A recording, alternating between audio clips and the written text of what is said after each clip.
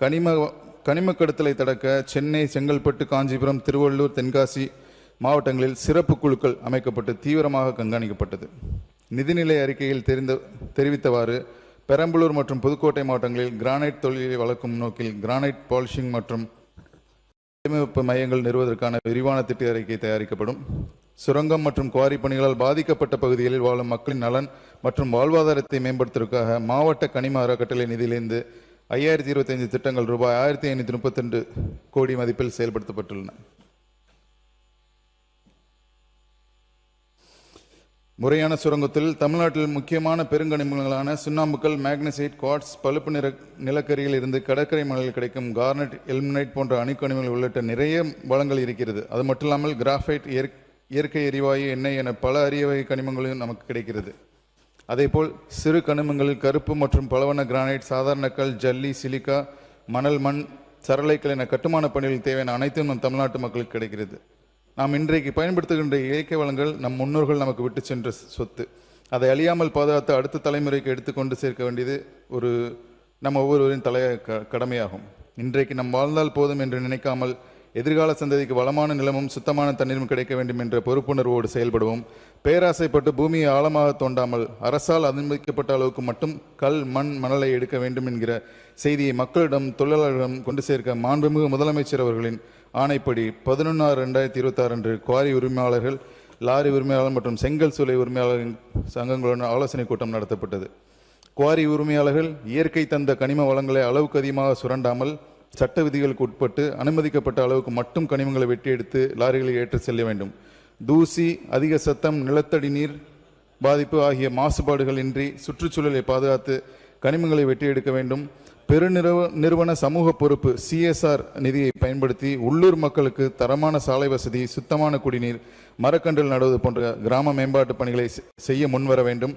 இப்படி சுற்றுச்சூழலையும் மக்களையும் மையமாக வைத்து கிராம மக்களின் முழு ஒத்துழைப்போடு கனிம வளங்களை முறையாக பயன்படுத்த குவாரி உரிமையாளர்களிடம் தெளிவாக அறிவுறுத்தப்பட்டுள்ளது.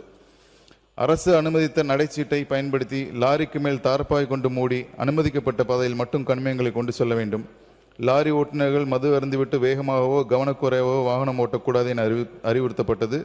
விதிமீறல்களில் ஈடுபட்ட வாகனங்கள் பறிமுதல் செய்யப்பட்டு அபராத நடவடிக்கை எடுக்கப்பட்டுள்ளதால் தற்போது அதிக பாரம் ஏற்றி செல்வது பெருமளவில் கட்டுக்குள் கொண்டு வரப்பட்டுள்ளது என்பதை பெருமையோடு சொல்லிக் கொள்கிறோம்.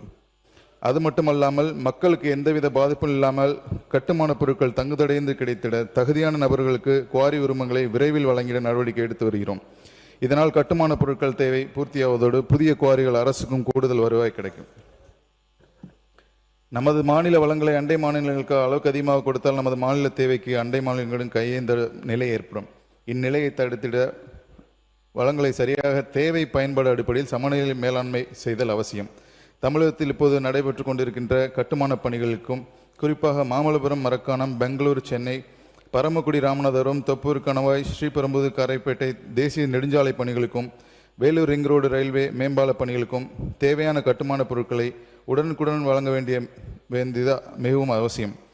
அப்போதுதான் இந்த முக்கிய திட்டங்கள் எல்லாம் விரைவாக முடிந்து மக்கள் பயன்பாட்டுக்கு கொண்டு வர முடியும்.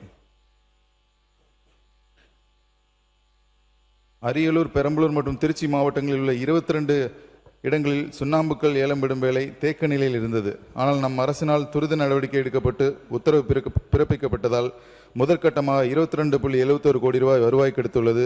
மேலும் இந்த உரிமங்கள் மூலம் வருங்காலத்தில் 4500 கோடி ரூபாய் ராயல்ட்டியாக கிடைக்கும். இதனால் சிமெண்ட் தட்டுப்பாடு இல்லாமல் குறைந்த விலையில் கிடைக்கும். ஏற்கனவே தெரிவித்தபடி கட்டுமான பொருட்களின் விலை பெருமளவு குறையும். வீடு என்பது ஏழைகளின் எட்டாக்கனி, ஒவ்வொரு குடிமகனின் கனவு. உண்ண உணவு, உடுக்க உடை, வாழ இருப்பிடம் என்ற அடிப்படை இலக்கை ஒவ்வொரு ஏழை எளிய மனிதனும் அடைந்து பலனடைய வேண்டும் என்பதே எங்கள் அரசின் முதன்மையான நோக்கம். மக்களின் இந்த கனவை நனவாக்குவதற்காகவே எங்கள் மாண்புமிகு முதல்வர் அவர்கள் ஒவ்வொரு நொடியும் தீவிரமாக பாடுபட்டு வருகிறார்கள்.